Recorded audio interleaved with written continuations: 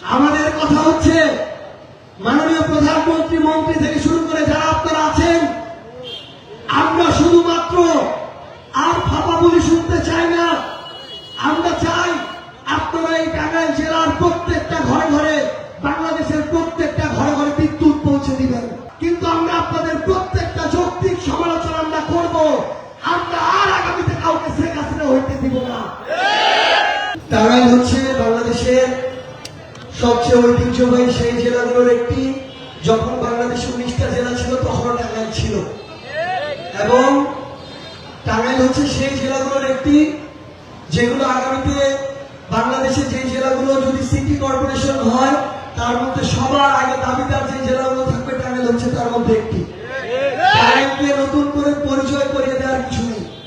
এটা হচ্ছে সেই মাওলানা ভাসানী থেকে শুরু করে আমাদের ঐতিহ্যবাহী অসংখ্য শিল্পের আতুর ঘর আমাদের এই টাঙ্গাইল।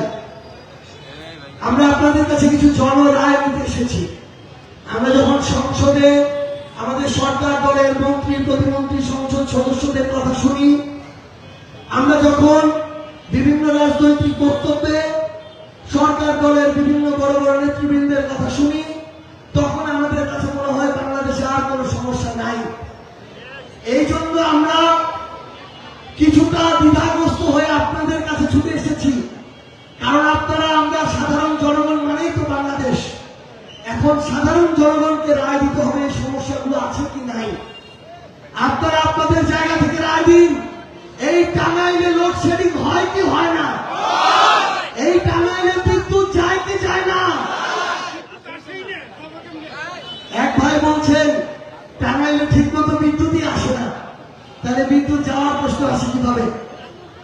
আমাদের কথা হচ্ছে মাননীয় প্রধানমন্ত্রী মন্ত্রী থেকে শুরু করে যারা আপনারা আছেন, আমরা শুধুমাত্র আর ফাঁপা বলি শুনতে চাই না। আমরা চাই আপনারা এই টাঙ্গাইল জেলার প্রত্যেকটা ঘরে ঘরে, বাংলাদেশের প্রত্যেকটা ঘরে ঘরে বিদ্যুৎ পৌঁছে দিবেন।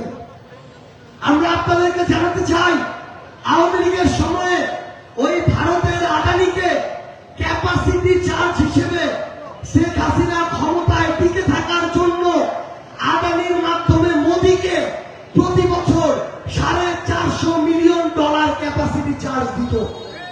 আমরা বর্তমান সরকারকে বলতে চাই, এই যে বিদ্যুৎ খাতে লুটপাট, এই যে ক্যাপাসিটি চার্জের নামে অর্থ পাচার, এই লুটপাট বন্ধ করে বাংলাদেশের মানুষের মধ্যে স্বস্তি ফিরিয়ে আনতে হবে।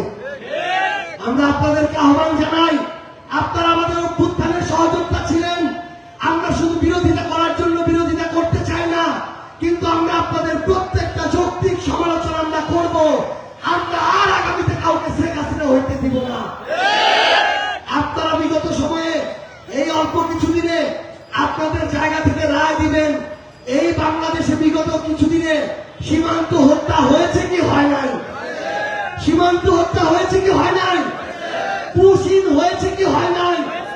তাহলে একটা স্বাধীন সার্বভৌম দেশে যখন আরেকটা দেশের মুখ্যমন্ত্রী, ওই দেশের বিএসএফ খুনি বাহিনী তারা একসাথে মিলে সার্বভৌম দেশের সীমানা টপকিয়ে তাদের নাগরিকদের পুশিন করে, তখন সেটা আমার দেশের সার্বভৌমত্বের জন্য হুমকি কি হুমকি না? হুমকি কি হুমকি না? তাই আমরা বর্তমান সরকারকে বলতে চাই, স্বরাষ্ট্রমন্ত্রী পররাষ্ট্রমন্ত্রীকে বলতে চাই, আমার বিজিবি বাহিনীকে বাংলাদেশের শক্তিশালী বাহিনীতে পরিণত করুন। আমার ওই সীমান্ত রক্ষার জন্য তাদের হাতে সবচেয়ে শক্তিশালী অস্ত্র দিন। আমার সীমান্ত না থাকলে আমার সার্বভৌমত্ব থাকবে না। আমরা স্পষ্ট করে বলতে চাই, এই অভ্যুত্থানের শুরুটা হয়েছে যৌক্তিক কোটা সংস্কার আন্দোলন দিয়ে।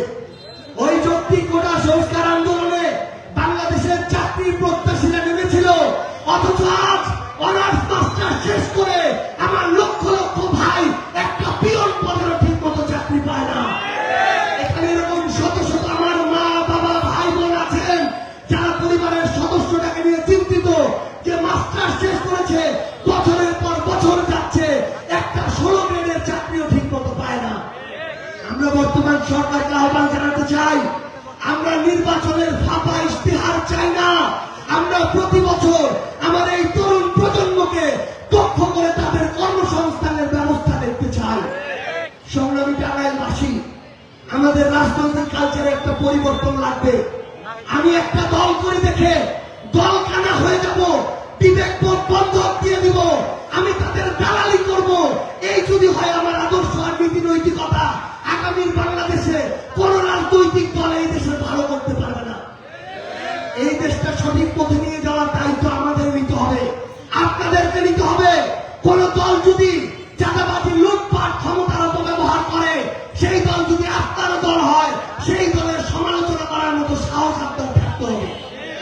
যদি এনসিপি করে, এনসিপির সমালোচনা করবেন, জামাত করলে জামাতের করবেন, বিএনপি করলে সে যদি ক্ষমতাসীন দল হয়, তারও সমালোচনা করার সৎ সাহস আপনাদের থাকতে হবে। আমরা আপনাদের আহ্বান জানাই, আপনারা দেখেছেন গতকালকে সাভারে আমাদের যে এই পদযাত্রা পথসভা ছিল, সেখানে সন্ত্রাসী হামলা চালিয়েছে সরকার। আমরা দেখলাম আজকে 2 জনকে গ্রেফতার করেছে, রিমান্ডেও নিয়েছে। এইটুকু পদক্ষেপের জন্য আমরা ধন্যবাদ জানাই।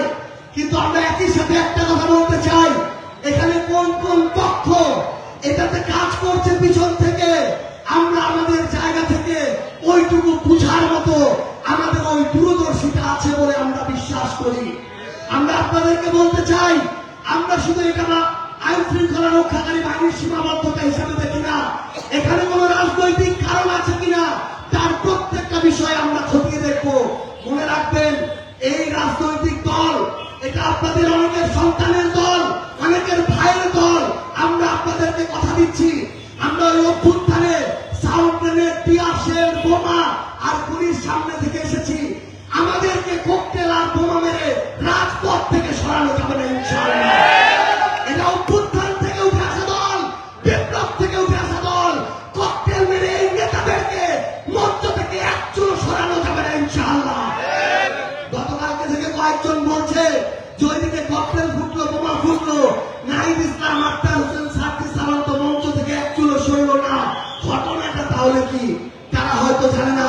এই নাহিদ ইসলামের উপরে এই সরকারি বিভিন্ন বাহিনী আওয়ামী লীগের সময় যে নির্যাতন চালিয়েছে, তার শরীরকে যেভাবে রক্তাক্ত করেছে, সেই দৃশ্যকে আমরা ভুলে গিয়েছি। আমাদের সেই চিহ্ন মনে আছে কি নাই? তাহলে এই নাহিদ ইসলামদেরকে ককটেল আর বোমার ভয় দেখিয়ে রাজপথ থেকে, রাজনীতি থেকে বিন্দু মাত্র সরানোর কোন সুযোগ নাই। আমরা আপনাদেরকে আহ্বান জানাই, আমরা আপনাদের সন্তানেরা, ভাইয়েরা আমাদের লড়াইটা চালিয়ে যাব।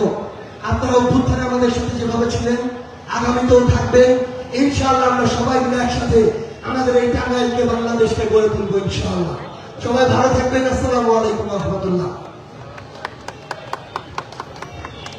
সংগ্রামী সহযোদ্ধারা, এ পর্যায়ে আমাদের মাঝে বক্তব্য রাখলেন আমাদের জুলাই অভ্যুত্থানের মহানায়ক, আমাদের এক দফার ঘোষক, যার ঘোষণায় সারা বাংলাদেশের ছাত্র জনতা ঐক্যবদ্ধভাবে রাজপথে নেমে স্বৈরাচারের পতন ঘটিয়েছে, আমাদের জাতীয় সংসদের সম্মানিত বিরোধী দলীয় চিফ হুইপ, ঢাকা 11 আসনের সম্মানিত সংসদ সদস্য, জাতীয় নাগরিক পার্টি এনসিপির বিপ্লবী আহ্বায়ক জনাব নাহিদ ইসলাম এমপি, জনাব নাহিদ ইসলাম এমপি।